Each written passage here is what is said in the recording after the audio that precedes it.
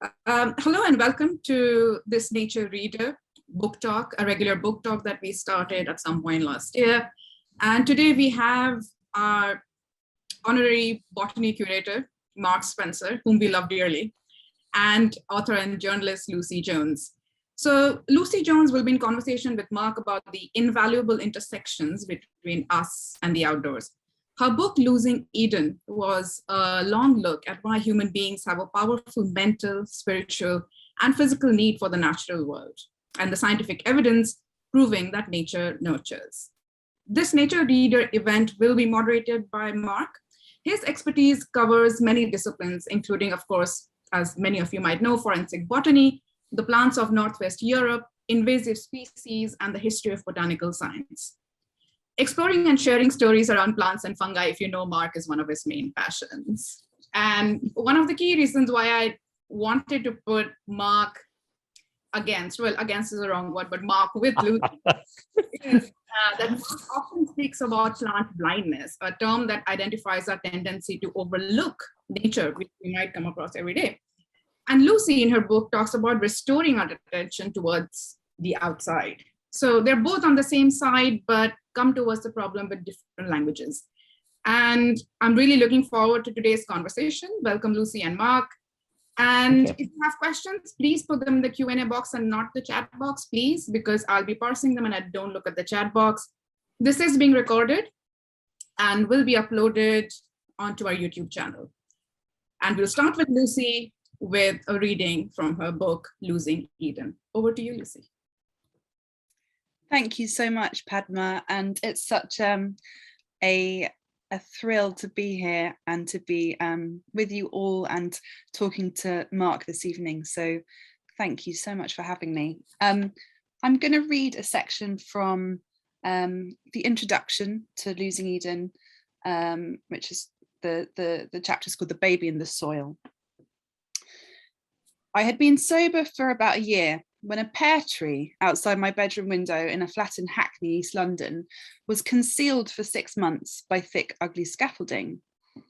It was a beautiful tree, incandescent in spring, glowing green like kryptonite. The branches would bud and then they burst into curds of blossom, short-lived like a Perseid. The tree's trunk carried water and sap into the vessels and capillaries, up through the marrow, into the leaves. Its green deepened for the summer before becoming tumescent with fruit, blowing up the pears until they dropped to the ground through heaviness and insect wear and tear, gloopy and fleshy. Then the leaves would dry, brown, and drop quietly like divers as the tree brittled for winter, a still, hard mantis, belying unseen electrical messages and signals zigzagging inside the bark and into the roots and out of the roots and into the trunk and back to the branches, the mycorrhiza fizzing under the ground. When the late winter days lost their tang and the world stretched and yawned, I would check back each morning for tap, tap, creak, new nubs soon to crack open, push forward, and begin again. This flat was a new start for me, a clean place with no memories of long binges stretching into frightening mornings, the mental terror of sobering up and the resultant come down. And the tree called me to keep going. It filled the sash window that I slept next to and sometimes worked beside, and I loved to watch its changing raiment and activity. Look how I grow and move and continue, it said. See how things change. I found a kind of emotional stability in its routine and fastened my hope to it. I only understood quite how much when after 6 months or so, the scaffolding for the upstairs neighbour's building work went up and the tree was blocked from view.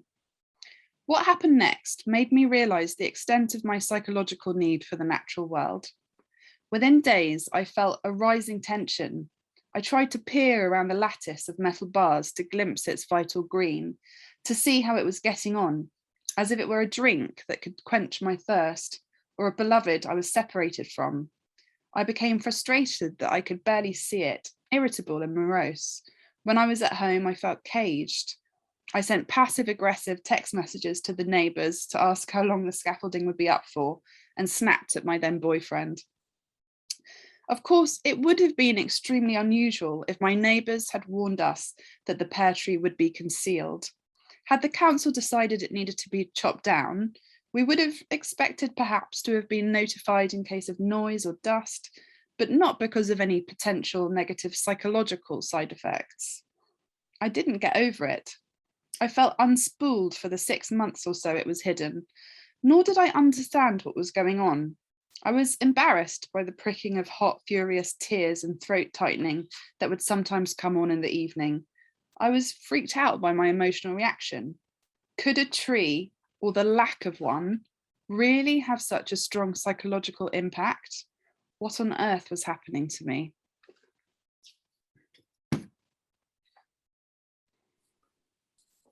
Thank you very much for that, Lucy. It's funny because I hadn't expected you to read that. We sort of changed what we decided to do. And as I was listening to you read it, I was really struck by quite a few things, actually. Having already read it before and then listened to you again is actually the kind of quite visceral, emotional connection between a person and a plant. And it's something I've experienced in my own life.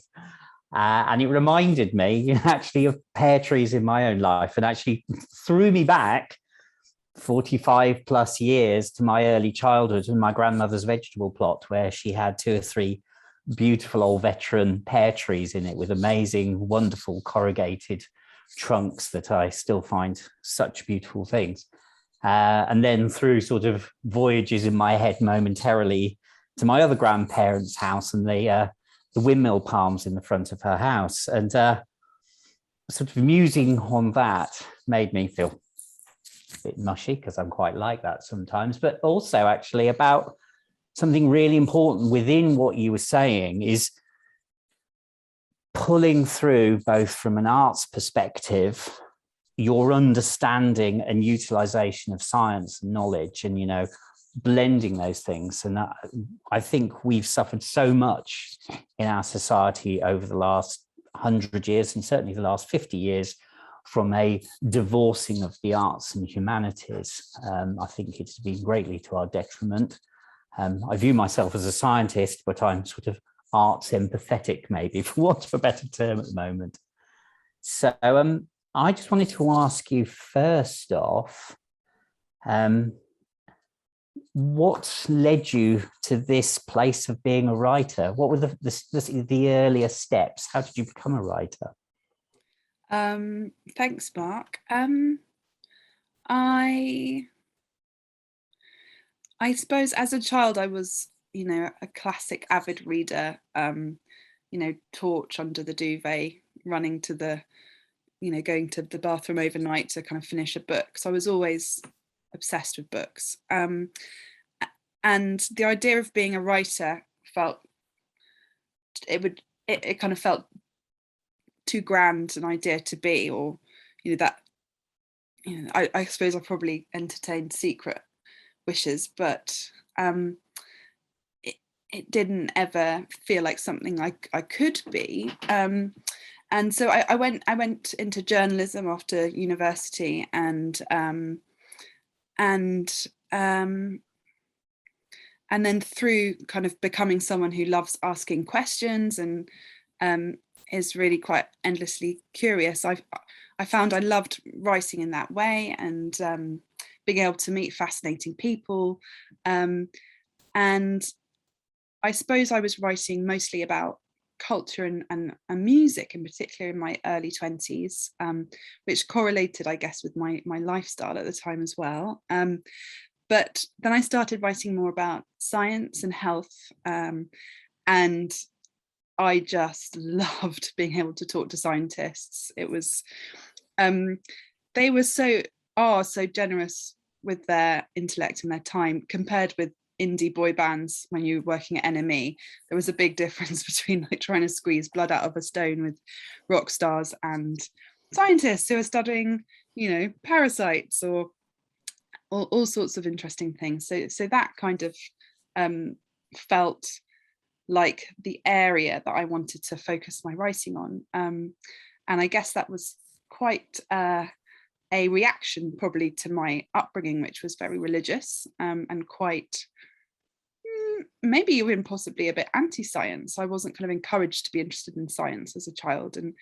And when I became when I started to write more about science and learn more, it felt like I was able to be in the area that I kind of had always wanted to write in, and to find answers to questions, and to find questions that were really interesting to me. And I suppose, yeah, like you mentioned about the kind of amalgam of arts and humanities, and in my book, it is a mixture of kind of memoir and personal writing, and kind of straightforward science writing and journalism, and there's a bit of dystopian fiction in there, and I'm quite drawn to challenging kind of genres and breaking down barriers between kind of form and discipline and so on. So I'm a bit of a magpie in all things, both.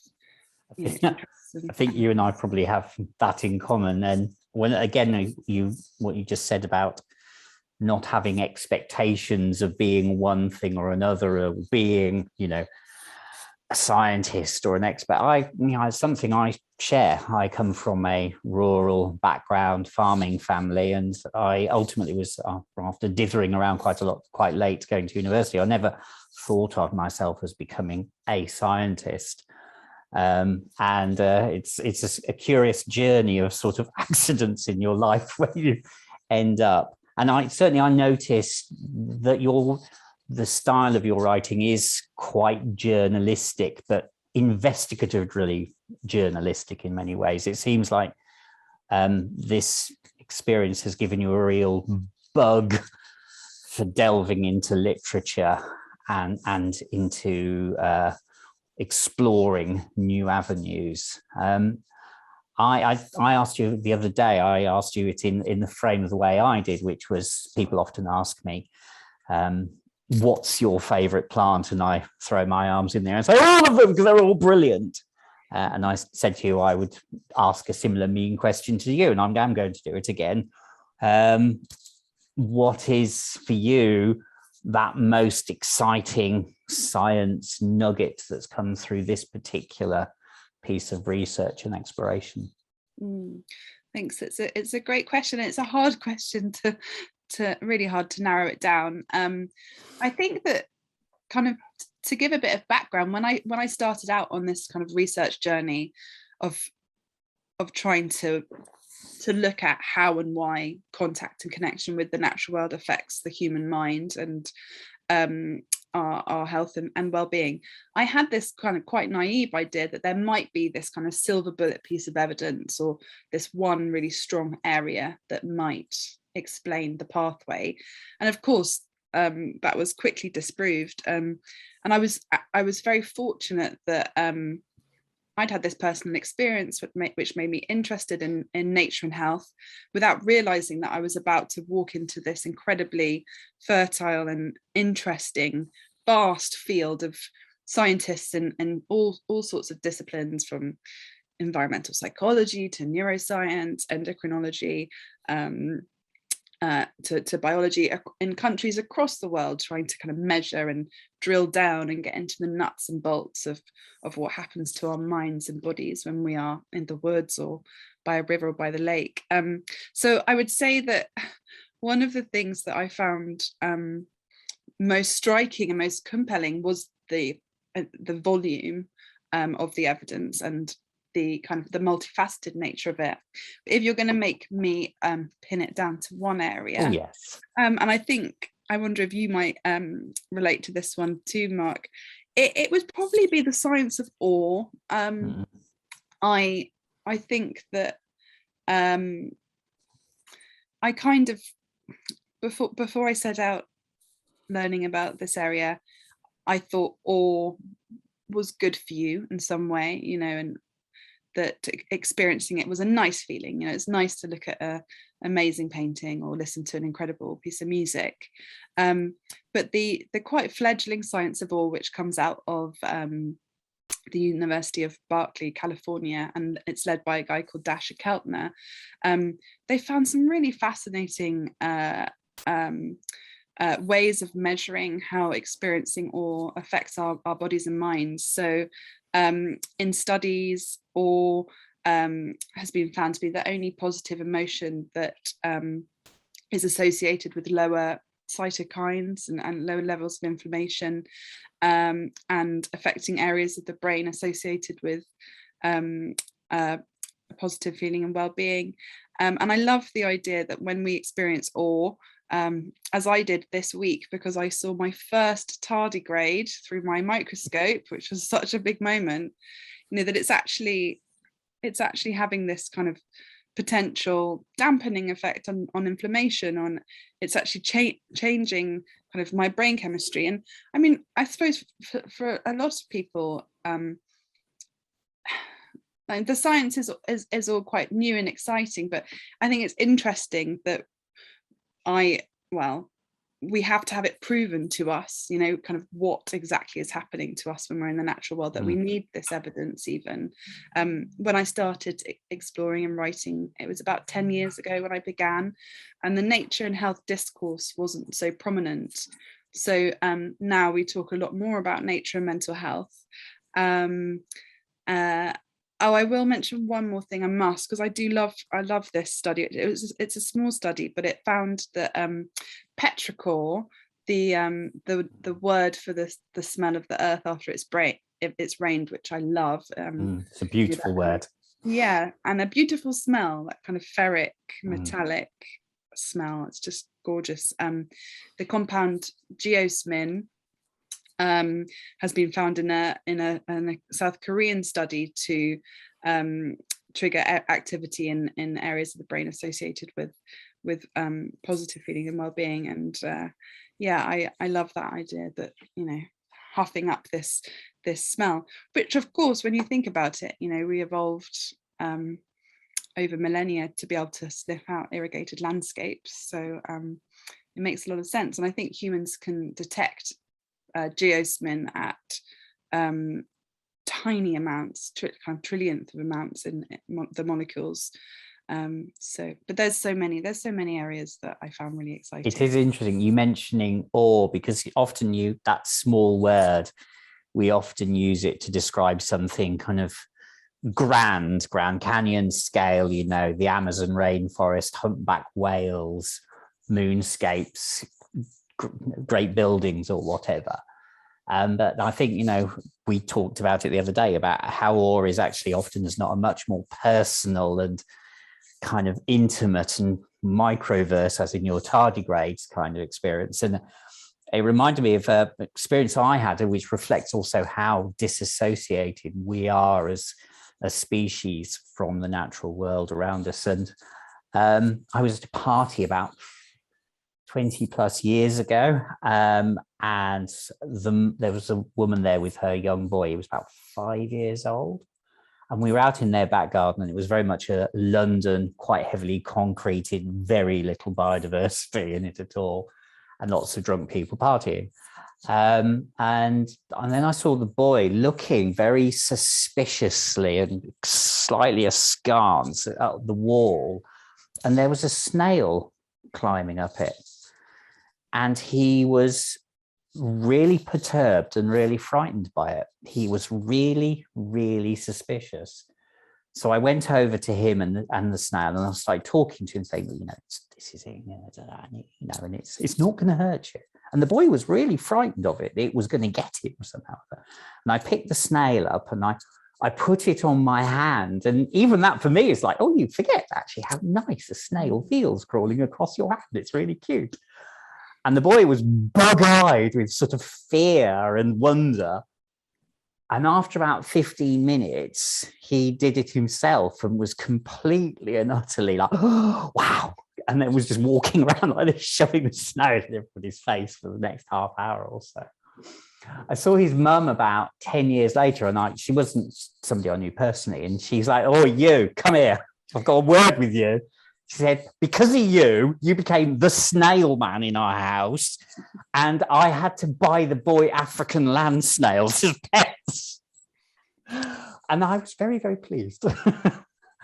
And I think that thing about disassociation is incredibly worrying in our society, and it's something which clearly you've addressed through your own personal experience and the huge amount of research you've done. I mean, your book is full of referencing and lots of supplementary information about where you've been with everything.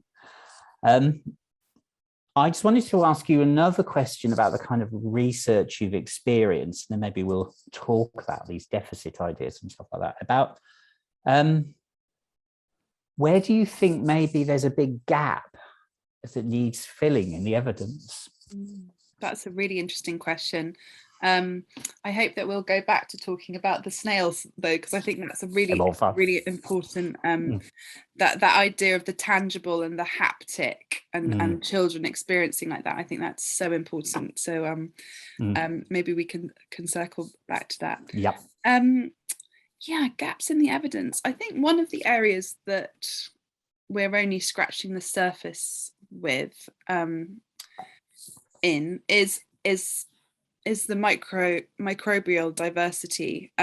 So one of the most mind-blowing areas for me was learning about Mycobacterium vaccae, M. vaccae, which is a microbe found in the soil. And I became interested in this because I moved out of London to a town with a garden for the first time in adult life. And I noticed that when I'd spend time in the garden with my young baby, she would come eat the soil. And after I'd gardened a bit, I would have this buzz. And I kind of thought, is it just, growing, the magic of growing stuff? Is it, being outside, or is there something more? And I saw this post on a Facebook group talking about the antidepressant-like effects of soil, and my immediate kind of thought was to dismiss it. And but I thought I'll look into this. And I talked to Graham Rook and Chris Lowry, who are the kind of leading scientists in this area. And it turns out that M. vaccae in studies does have antidepressant-like effects. So, when we encounter this old friend, as it were, in soil, it could be having a kind of measurable effect on our mood. And I think that it's very interesting to me how, in our kind of industrial Western culture, we really think that we are kind of adamantine and non-porous, and that we're kind of so separate and from the rest of nature, and this is just one kind of microanimal that we know a little bit about, which has this effect on our minds, and how many more must there be, and how many more old friends are we missing? And we know that rates of kind of autoimmune disorders and asthma and illnesses associated with low microbial diversity are on the rise, and really high in kind of industrialized, air-conditioned, very urban areas. So I think that is an area of research which is really important, and also it kind of it's similar in a way to how much we're learning now about air pollution, and how those particles are now associated with schizophrenia and psychosis in teenagers. There's the invisible, I think, is becoming a bit more visible, and I think that will shed quite a lot of light on why we need more of the living world, and why it's such it's a public health disaster to cut people off from it, and lower opportunities of all, lesser opportunities for the old friends, and so on, and many more things.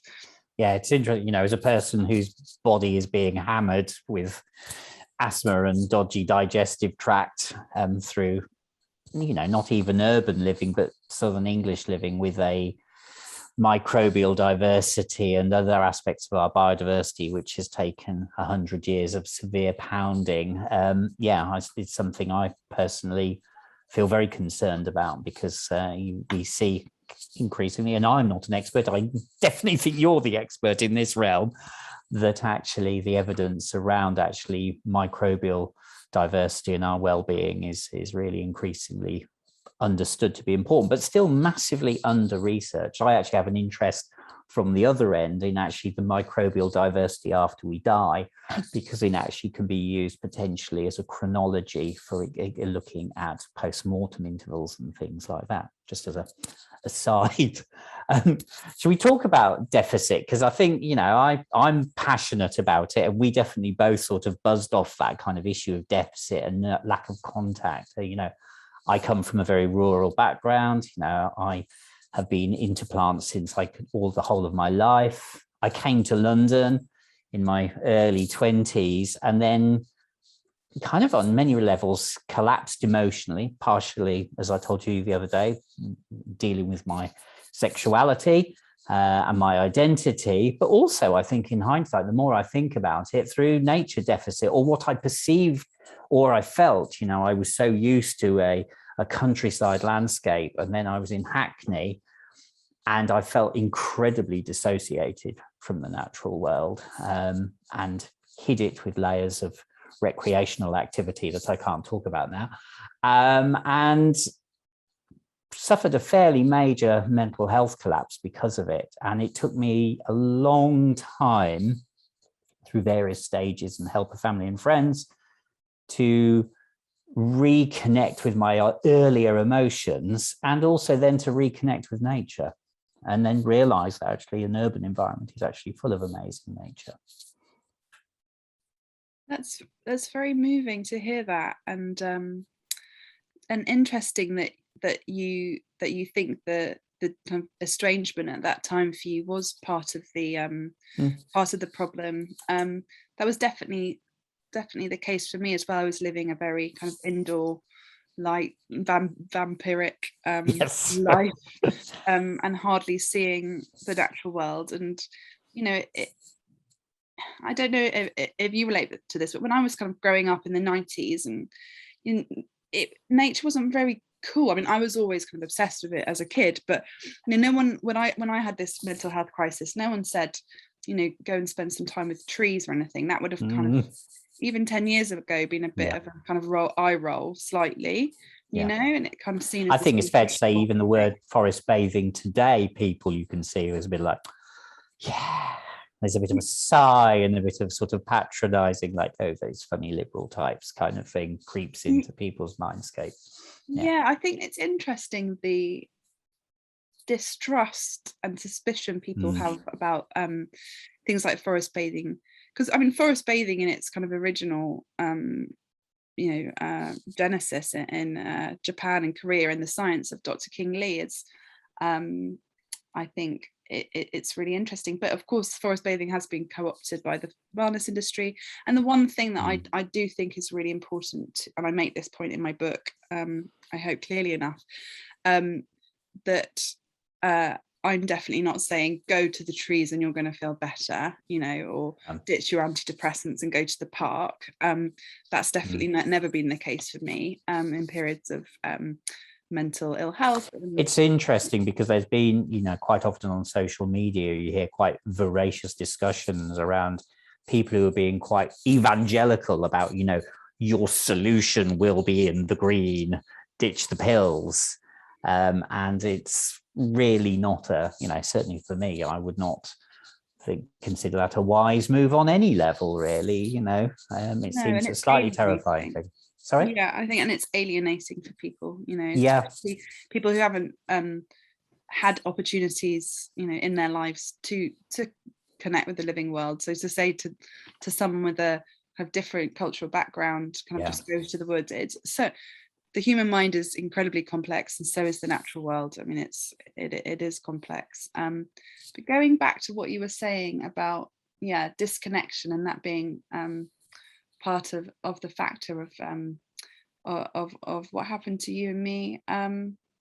What was I going to say? I've lost my train of thought. Oh yes, I did want to say this. I think this is, and it kind of comes back to what we were talking earlier about the most compelling evidence, and in the context of people living in the urban environment. Stress recovery theory is one of the leading theories to explain the pathway between spending time in nature and on our mental health. So when we walk into a natural area, our parasympathetic nervous system is more likely to be activated, which is kind of associated with rest and digest and feelings of calmness and contentment. And our sympathetic nervous system is more likely to kind of calm down a bit. And stress-related illnesses in urban areas are on the increase. Stress is a relatively new concept that was coined in the 1920s, but I don't know if it's like this for you, but most people I know are feeling really stressed and constantly kind of close to burnout. And we know that time in nature is associated with lower stress biomarkers.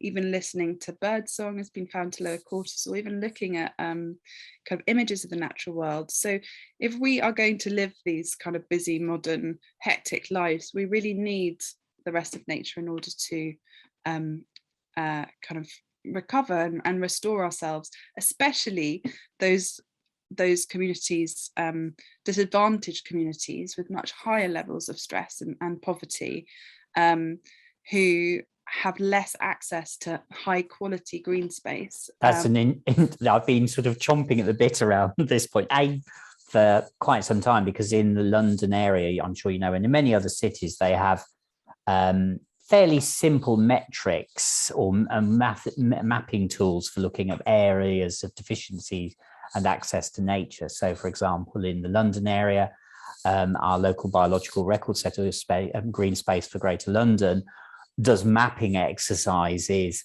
plotting on various forms of natural space, whether it be, an urban park with a play area in, or, Hampstead Heath or something like the River Thames. And it is quite interesting because those tools are used by local authorities for making all sorts of planning decisions. But there's actually very, very little nuance in the planning perspective after that. It's seen as a flat, green mapping exercise in many cases for many local authorities, partly possibly to do with the politics of, funding of everything in society at the moment. But there's a lack of understanding that green space is more than just the color green. It's got to have tactility, as you refer to, haptic connections. It's got to have voids, created space, all sorts of things in it where people can physically feel and do different things in it, as well as the nature, because human diverse responses to nature will be driven by the nature diversity. But it's also interesting what you're saying about cultural perspectives on what green and public space means. There's an interesting study done recently on Queen Elizabeth Park in East London, the Olympic site. And I can't remember the details now because it was a couple of years since I looked at it, but it is very, very telling how differently certain communities view the value of those green spaces when the data is analysed and what people think about them. What I may value as an important, wonderful piece of green space is potentially very, very different from somebody who comes from a Bangladeshi cultural origin or something like that. And so again, I think we have to be incredibly careful around some of these sort of fixes for what we think is important in the urban environment. But it's so, so important because urban nature is declining in many areas. Despite what we often hear about greening urban space, urban nature is declining and people's well-being is declining. Absolutely. And you're right. I think being very mindful, involving local communities in those decisions about green space is so important. I don't think it's happening.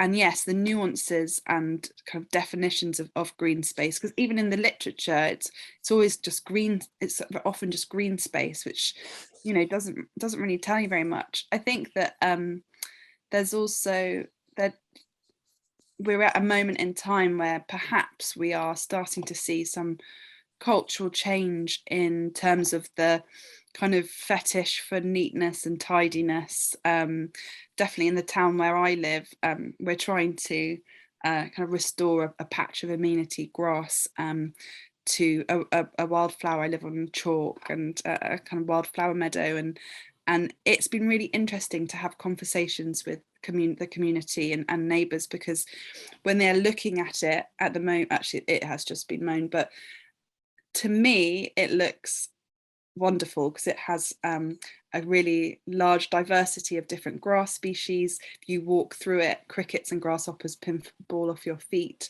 There's moths and butterflies, and it's gone from being this green space of amenity lawn to this. I mean, I'm next to a shopping mall and a station, and within 5 months it became just filled, so biodiverse. But for a lot of people, they see that and they think that's neglected by the council. You know, there goes the neighbourhood, and I think that is also a really entrenched idea that needs to be really carefully and patiently challenged, and you know, at the root of it, I think, is our and I count myself in this, ecological illiteracy. You know, we haven't been taught properly about our the ecologies around us and biodiversity. So it's quite difficult to join up the kind of biodiversity crisis and the declining urban nature with aesthetics around us, with people, you know, every day. So I think that's an area I'm really interested in at the moment, and I think it's difficult. It's a tricky one. Yes, absolutely. I got momentarily distracted, you know, so I've just seen the chat bar pop up. I don't know how long, Padma, before you'd like us to open up the discussions. I think we can get in like a couple of more questions. Okie doke. So I just better just check. Yeah, just to remind everyone, if you have questions for Lucy or Mark, put them in the Q&A box. Yeah. So now I definitely have lost my thread. Yeah. So one thing, what was I going to ask you?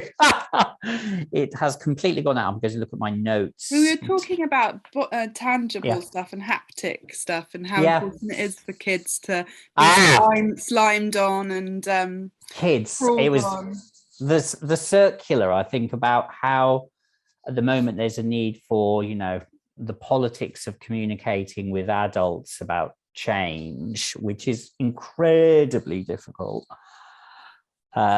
because of very, very diverse opinions in our society about what our landscape and environment should be. But I think, you know, we talked about this briefly the other day. We didn't talk about it a lot, but, you know, how do we reconnect our young with the natural world? You know, my younger brother, who's considerably younger than me, he's in his 30s. He's a countryman in many respects, but he's in many ways actually highly urbanized, despite the fact he lives in a little tiny village in the middle of nowhere in southern England, because he does all the things that people in the 21st century do. And finding ways of integrating young people into the natural world, I think, is immensely challenging. Agreed, and also immensely important. I think probably I end the book with a kind of look into the future and a kind of look at biophilic cities and wild law and ways of kind of solutions. And I really think that ecological education for kids, in fact, not just letting kids play outside more and challenging the dominance of cars, designing our living areas, our urban areas, with people and kids in mind, instead of just the kind of domination of the motor car, which means kids can't safely play outside and can't kind of get to parks. And also, I think that, you know, forest school movement is good and positive, and there's lots of woodland nurseries, but teachers need resources and support, and the curriculum needs to be changed. And we talked about the natural history GCSE, which is a great thing. My daughter, my 5-year-old's just started school, and I'm really glad that she has forest school in year R, but then it stops and they don't have it. They don't even have it. You know, it's not just the early years that need that connection with the wild. They need it all through, especially to, you know, what's coming for the kids is potentially really frightening, and they're going to need restorative areas and resilience and awe and comfort and the solace of the natural world. So I think that probably, you know, outdoor learning and forest schools and wilder playgrounds and leaving verges wild. So we have this tiny verge outside our house, and when it's mown, which it always is, my children won't stop. Why would they stop to look at grass? If it's got a bit of clover and a bumblebee here and there and dandelion clocks, they'll stop for 10 minutes, and they will, you know, that moment, that impression of the magic of a dandelion clock. The school in my local area in Islington, very central London, it's got moderate amounts of public space and park nearby. A couple of them are actually really rather nice, but the school itself, they have obliterated anything that is natural in there. They stripped out about 5-10 years ago the whole area. It's all essentially astroturfed and concreted. The wildlife garden is behind a high fence in another part of the school grounds where the children don't go. And to this day, I have never seen a child in there every time I walk past. It is just like, you know, there be dragons, this particular space. It's verboten. And that sense of difference and separation, I think, is really worrying. But I think the other problem, certainly at the moment, you know, I'm now sliding into my mid-50s, is that we also face a really critical skills deficit in our society. If we do actually fully acknowledge the biodiversity crisis, the mental health crisis that's associated with it and is being driven by our behavior traits, we have a real problem with actually being able to connect and engage with early career adults who can help children learn, because so many of themselves have already been deprived. And I mentioned here the experience, you know, teachers in many cases themselves are frightened of nature. They're very risk averse, and they have very little access or understanding in many cases of what's available to them, and actually having a peer space to be supported. You know, we are at a dangerous junction, I think, where, you know, people like me are getting thinner and thinner on the ground in many respects, but actually our loves and passions are potentially more important for our society. That's so interesting. It's almost as if the Natural DEFRA needs to do a kind of advertising campaign or something, or billboards or on buses, you know, to kind of to reach people and to kind of sell the idea, or, you know, because that fear is so present, and and it's almost as if we need forest schools for adults. Yes. It would, I mean, it is lovely whenever I do have an opportunity to, and I largely teach adult learners, quite often people who've never really been plants before, they get really excited. When we mentioned briefly the other day, my favorite tool for getting an adult getting excited by plants is a hand lens, because they just, again, the way, particularly I think maybe as with social media and the internet has developed and changed the way that we consume information and take those micro snippets, we look at a plant, or actually quite often increasingly, you know, a bird, an insect or anything else, and we see it and it's recorded in our head and it's gone. We're terrible, and increasingly so, I think, as a species, at actually absorbing fine-grained difference in structure and form and all of these things. And whenever I can coax people into using a hand lens, you always get these incredibly satisfying oohs and ahs from various people as they see that this flower has got so much, or even a really boring leaf has got all sorts of exciting things on there. And then they start asking questions. But why has it got those curly bits on, and these kind of things? It's so interesting that I love that you mentioned that the form and the dimension, and because I think, you know, yeah, we're living such kind of flat lives with our screens, and it's not just the kind of multi-dimensionality of the rest of nature, it's also our senses. And I think that's so important with both kids and adults. It's like we've kind of forgotten how to use our senses, and I mean, it was about 10 years ago that I started to reconnect with the living world, but it's only in the last few years that I've really gone out of my way to really touch stroke moss or kind of touch. I tell you, where's a really good can. part of your body for sensing plant structure and form? Top of your lip, just there.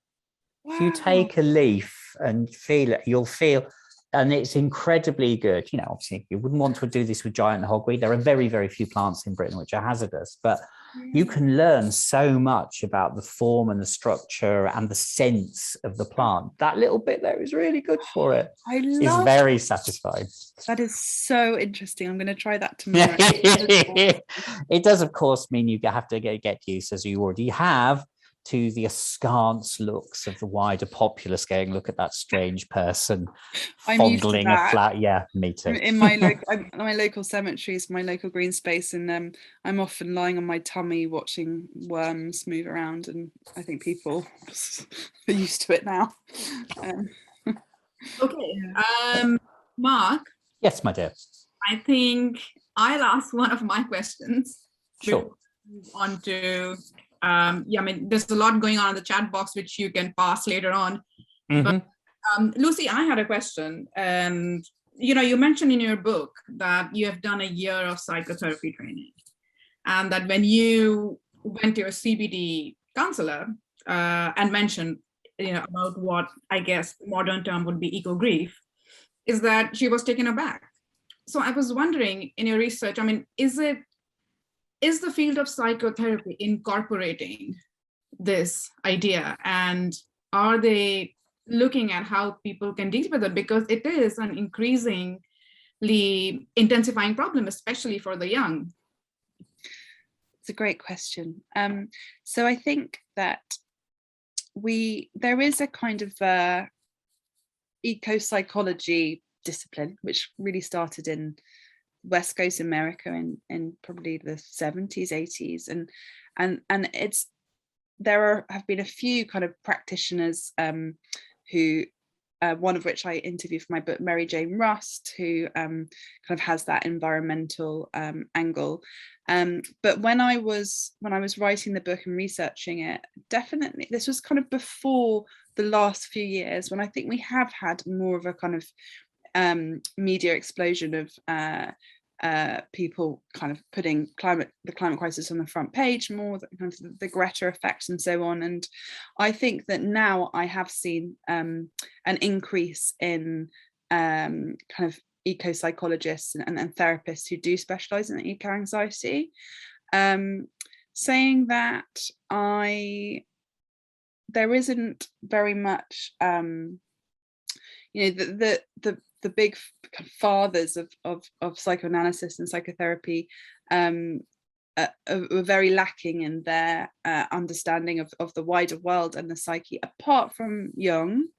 And Jung said some really prescient things about how much we need contact with nature for our well-being.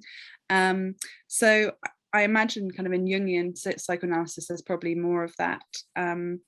But I think we're in a time of flux in that, and how psychotherapy will kind of address the crisis. I think essentially most of us are in denial, maybe perhaps about what's happening. I'd say I am, and that's interesting. That's interesting fertile ground for a therapist, I think. But then of course the therapist might be in denial too. So that's as much as I know. Caroline Hickman is someone who's really interesting on eco-psychology. Yeah, I went to a talk of hers recently. Oh, cool. I mean, just one last thing. I know that you mentioned this Carl Jung's, in your book, you talk about the house that he creates, is that we are living in the, top level of the house, and it's kind of, I mean, I'll let you explain that. But when I read that, I was very tempted to compare it to Maslow's hierarchy of needs, where actually the top of the pyramid is where you want to be, is self-actualization. But I'm from India, a poor country, and it seems immoral in a way to ask people to look at nature when they are like, I can't put 2 meals on the table, you know? And I feel like Jung's idea, which perhaps you could talk about a little, and Maslow's hierarchy of where humanity should head are actually in contradiction with each other. That's a really interesting comparison. So yeah, Jung employs the image of a house, and says that, you know, today in the 20th century we're living in the top, we're kind of in an apartment on a penthouse on the top, and then kind of the last 500 years is the next floor, and then the next 1,000 years is the next floor, and then kind of, you know, early hunter-gatherers is here, and we forget that the roots and the foundation of the house is the 99% of time that we did spend kind of living in the natural world, or you know, where the wind mattered, or snakes mattered, or the smell of the earth after it's rained mattered. Like, we kind of, he makes the point that we've kind of forgotten that is our evolutionary history, and where we evolved it still has important implications for today. But I think your point about saying to someone you need to connect with nature when they can't put food on the table is really interesting. And I think what I'd say to that is one of the most compelling pieces of evidence that I wanted to write about was this idea of equigenesis, which is developed by Rich Mitchell and Frank Popham. And they found that in studying disadvantaged poor communities in the north of England, which were doing surprisingly better in terms of health than expected, they found that one of the most important factors for that lessening the health gap seemed to be their access to the natural world, to green space. So they concluded that natural spaces could be equigenetic, meaning that they might lessen this kind of inequality gap. And I think that, I mean, obviously saying to anyone, go into nature if you're, you know, if you're living in poverty, I mean, that would be very crass. But I think the evidence tells us that people living in disadvantage do need access to nature. They need tree-lined streets for the restorative effects. So I was going to say one thing I think is important for us to remember, you know, in a relatively privileged position, both within this country and globally, that actually you can acknowledge the evidence that access to nature makes people healthier and happier. The onus is for us to help and work with people to find ways to actually connect with it, instead of actually waving the finger as they go on a nice forest bathing weekend. You know, you can't say that to somebody if they're living in huge poverty in a favela or on the outskirts in Mumbai or something like that. Frankly, as you say, both of you said, deeply, deeply insulting. You know, the onus is on those of us who can find ways of supporting that and working with people to do it. But it's, you know, as we know, these things are huge and hideous and intractable problems, interlayered and connected on so many levels. You know, we see it, you know, even in East London, you know, an area that's dear to my heart. You know, you can literally have one street that is thriving, wealthy, essentially affluent, white middle class. The other side of the road, access to health and nature and well-being is through the floor for all sorts of reasons. You know, it's even not, like you've said, it's not just even physico-geographical, it's psychological, it's resource. Who's going to go and make contact with nature if they just spend 18 hours in a sweatshop? All you want to do is lie down on the ground, isn't it? Yeah. Okay, questions are coming in thick and fast in the Q&A box. But I have a question that for you both is Mark. I mean, Mark is one of the people who has taught me to use a hand lens and has introduced me to the wondrous world of tiny plants. But the idea that I have is that Lucy's advice is philosophical, is a fuzzy, it's fuzzy love for nature, which is lovely. And Mark, with you, when I came to taxonomy, I was already in love with nature. So it was a much narrower view. It was width versus depth. But you, in your Life Scientific podcast, said that taxonomy is a field that took you to extraordinary places. Absolutely. And I was wondering which came first, or can taxonomy, versus what Lucy says the love of nature looks like? It's weird. I think there's no dichotomy or break or dissonance between either. I think they're both in harmony. I think one of the things that's extraordinary about taxonomy is that people who are not taxonomists tend to perceive it to be a very specific, narrow, pedantic activity, when actually being a taxonomist requires to be a really good one, enormous capacity to synthesize incredibly diverse suites of information and understanding from a really, really wide range of, in this case, biological disciplines. So that's one of the reasons, actually, in many ways, I often like comparing taxonomy in many ways and science as a whole with the arts, because it is very synthesizing and pulling in and connecting through often very disparate ideas to create an understanding of something. So I think actually being a taxonomist is wonderful. I would say that, is a wonderful way of understanding the world and appreciating different perspectives about, in this particular case, this deep problem we have around disconnect. Being a taxonomist, I think, has made me better at appreciating urban biodiversity, for example. Yeah, I work for the Linnean Society, so I'm not going to argue with that. Yeah, we are being quite partisan, it's fair to say. Sorry, there was another bit to the question. Lucy. Catherine has a question. Lucy, this is for you. Could Lucy explain, I think she's asking about research which looks at cytokines and experiencing awe, or what's the relationship? Sure. Thanks for the question. So this is research done by Jennifer Steller, Steellar, at Berkeley, and the study found that awe, compared with other positive emotions, was the only positive emotion which was associated with lower levels of cytokines, which is a biomarker for inflammation. So the conclusion was that experiencing awe could have these physiological effects. And Dasha Keltner is the lab, if you want to find out more about the science of awe. Thank you.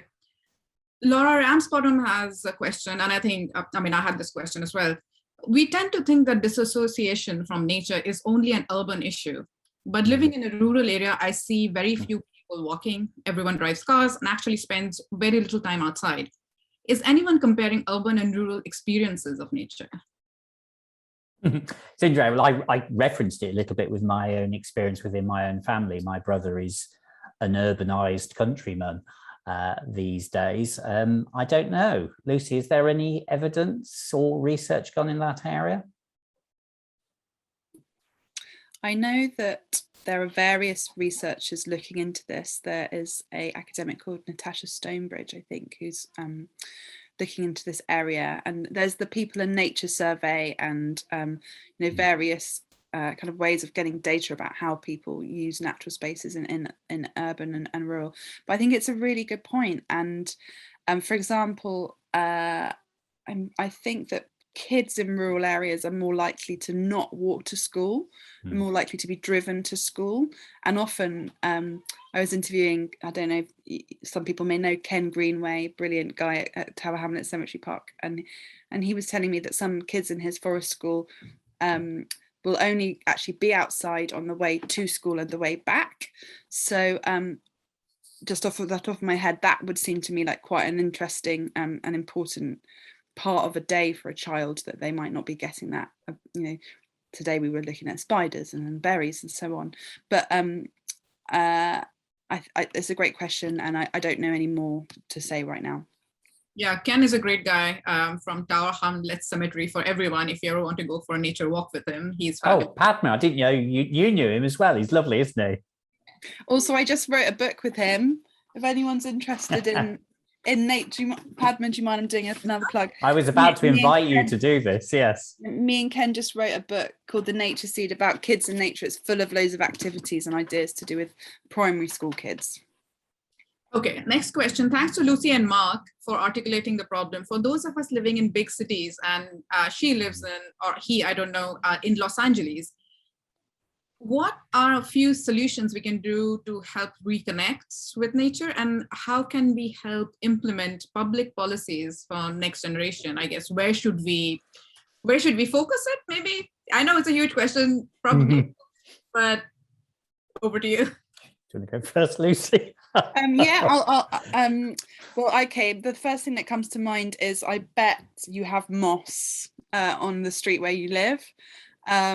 I love moss, and I think it's a really easy and amazing way of connecting with the natural world, because you can find it everywhere, and it's filled with interesting creatures, and it feels really nice. And if you have a hand lens or a loop, it can open up into a kind of rainforest, just a tiny bit of moss, between the cracks of the pavement. Sometimes if I can't, if I can literally just get out of my street, I find that just visiting the moss and lichen on, just the walls is a moment of awe. And in terms of public policy, and I don't know much about the way local politics works in LA, but I think, like, if you are able to go to council meetings or kind of authority meetings and stand up for the natural world and for people's connection with it, if you are able to speak or write or use your voice to to try and make a difference in that way, then I have to hope that is worth doing. Mark, here's a question. Sorry, did you want to say something? I was just going to say, yeah, I mean, it is incredibly different because the policy landscapes change globally.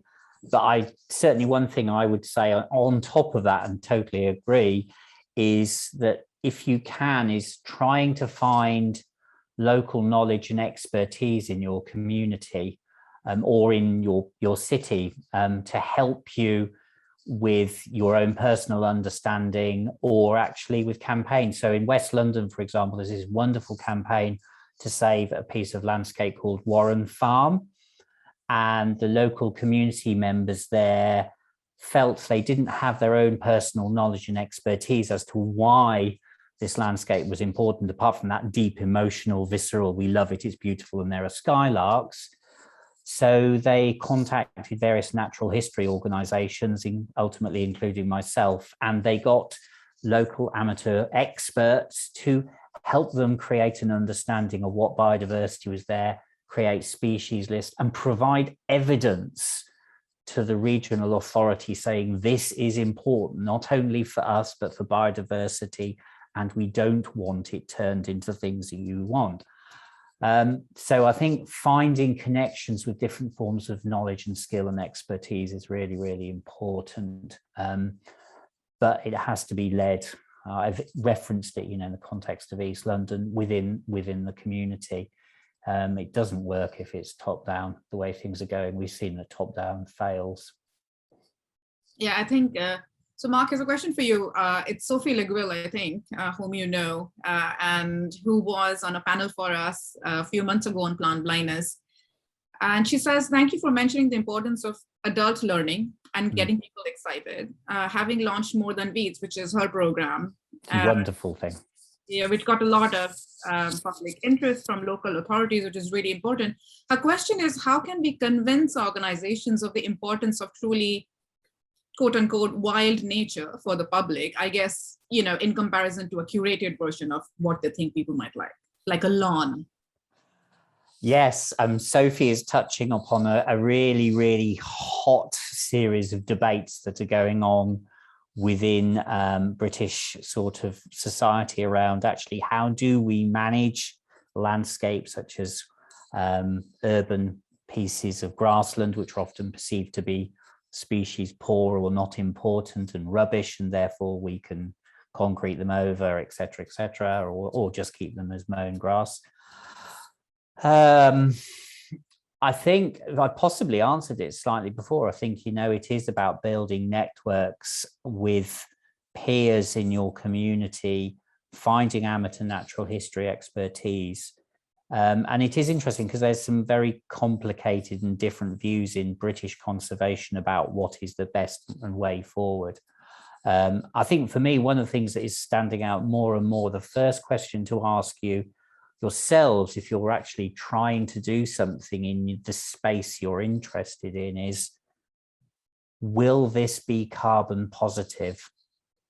Because if you're doing something that means you are potentially releasing more carbon into the atmosphere, even if you think it looks pretty and it's wonderful for wildlife, you should not be doing it.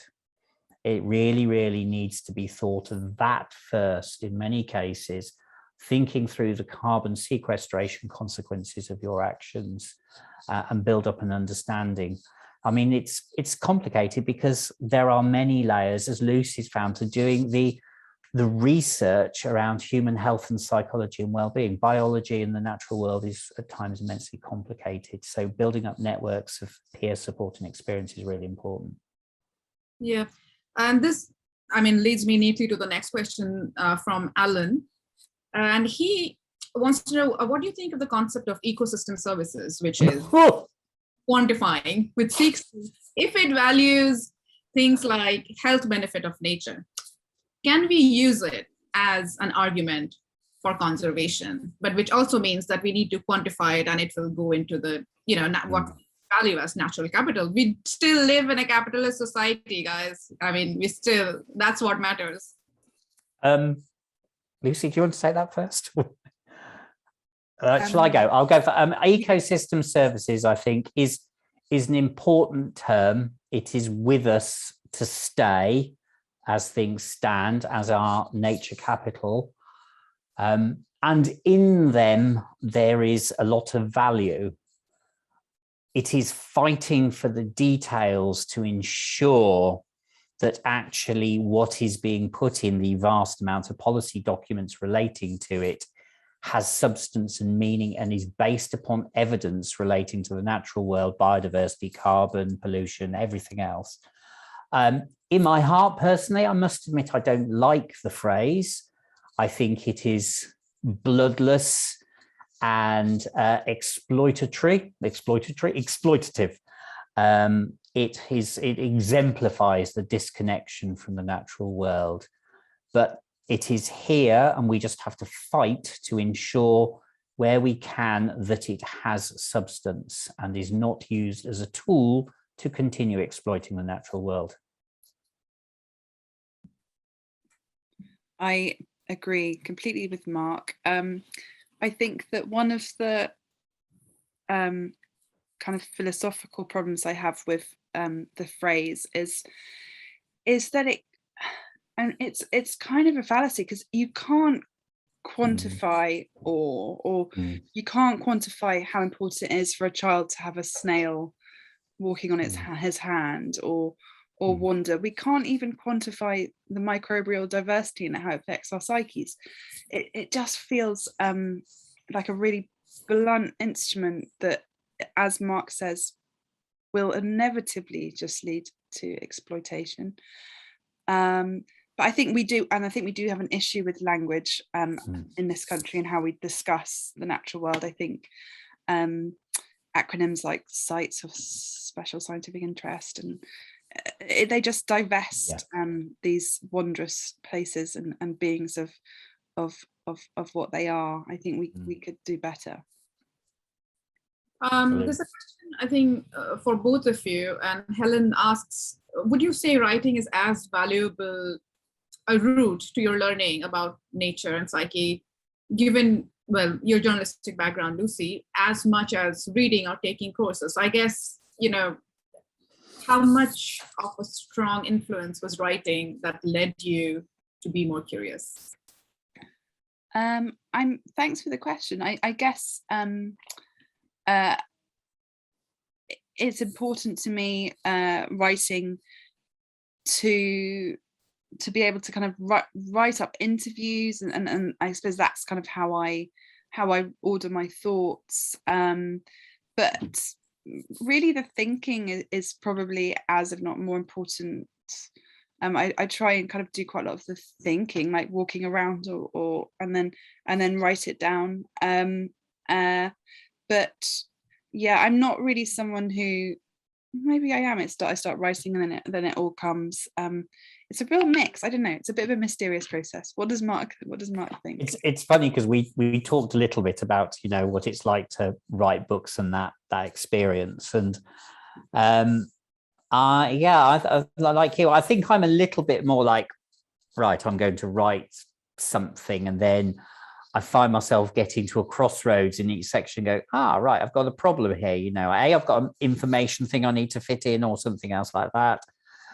Or heck, this doesn't make sense. And then I'll stop and go away. I think one of the things about writing was that it forces you, forces me in particular, because I jabber away at high speed and flip around in my brain about what I'm thinking about, to be more coherent, which is interesting and fun and challenging for me at times. And particularly, you know, being really mindful about communicating science, you know, the art of communicating. We've not really talked about that, but, you know, we're talking in part also about the art of science communication. There's some really, really depressingly bad science communication out there. So there's amazing stuff as well. We are really, really lucky in this country that we have some amazing science communicators. But it is fair to say that plant blindness, amongst other things, persists massively within science communication. Plants don't exist. It's all about the lions and tigers and bears and cute bunny rabbits. And it does not do our understanding of access to nature and nature deficit any good. So yeah, I thought the writing experience for me was really fun. Really fun, actually. I really enjoyed it. Lawrence Hill asked, to what extent does the reductive aspect of science practice affect how broader society views the natural world? Open to you. See, I would argue that it's not reductive, actually. I think there's a perception about science being reductive. It's exemplary. It picks out examples of information, and it uses elements of data and information, whatever it might be, to create hypotheses, frameworks for understanding. It becomes reductive if you explain it in a reductive manner. Science is quite the opposite. It's expansive. You know, again, coming back to taxonomy, that's why taxonomy is so fantastic, because it's a starburst of information radiating out that you can leap into and pull forward and back and through. So actually, I don't think science is at all reductive. So there. Okay. The last question is interesting. Is somebody, I don't know who this is, but on television, they have seen scenes of children wearing gloves, protective gear while they garden. Is there any, like we just heard, Lucy's kids have been eating soil and they're fine. So, you know, for me, when I pass plants, I always pass my hand through them because I'm pretty sure I'll be bitten at some point, but it hasn't happened yet. So both of you, is it safe to let children garden without gloves? Lucy. I'm quite relaxed about not wearing gloves. Yesterday we found a devil's coachman beetle, and my 2-year-old was very keen on holding it, and that was a moment when I thought maybe we won't hold that one. Mark, you might think that it would have been fine, but I didn't know much about them. I did know they had a sting. I think that I'm experiencing these things a little bit at the moment, moving into the school system. So my daughter's just started doing forest school, and they're not allowed to climb trees, which I thought that was the point of forest school. And I think I mean, I guess, is Weil's disease even overblown? Mark, you might tell me that. I'm only Well, my boyfriend got Weil's disease many years ago. So yeah, Weil's disease is bad. You don't. I know he fell into a lake. So not from gardening. I mean, I think it's in. Yeah, I mean, we had a chat about this the other day as well. You know, about creating a sense of fear of nature, both in adults and in children. It's incredibly counterproductive, I think. And you know, actually, frankly, in this country, we've got some of the most benign and safe nature in the world. You know, we really don't have much that's hazardous. And I think it's really important that people understand the difference between hazard, toxicity, poisonousness, danger, and all of these meanings. We conflate them into this big bubble of terror in our head. And there's only one plant in the British landscape that I would say genuinely to people, keep away from that, adult and child, and that's giant hogweed. You know, generally, the worst that is going to happen to a child is they're going to get stung, and they will learn something from that. It will not harm them. It may well, evidence suggests, actually benefit their immune system, amongst other things. Contact with nature should not be covered in rubber gloves. That's not contact with nature. I would and have and do give young children poisonous fungi to hold. Holding a poisonous fungus is perfectly safe. I'll keep a little beady eye on them in case they try and scoff it, but handling nature is immensely important to their emotional well-being, their understanding of what nature is, because that personal tactile thing is so much better than looking at something at a screen or just standing 6 foot back and being told, keep away from it. So no, it's really bad. What's more harmful is that culture of fear, I think, Yeah. and you know, erecting those walls and barriers between people and the natural world, both because it removes all the wonderful therapeutic benefits, but also because, you know, if kids aren't given opportunities to love the natural world, then why would they want to save it or conserve it or protect it? So I think it's very dangerous, this culture of fear, both in the short and the long term. Right. Okay, I think that's it. Thank you so much, Lucy and Mark, both, for taking time out. I know both of your insanely busy schedules. I hope both of you keep writing books and speaking up, you know, for the public. Thank you. Thank you for having me. It was such a pleasure. Thanks. Pleasure. Good night. Bye, everyone. Good night. Bye-bye.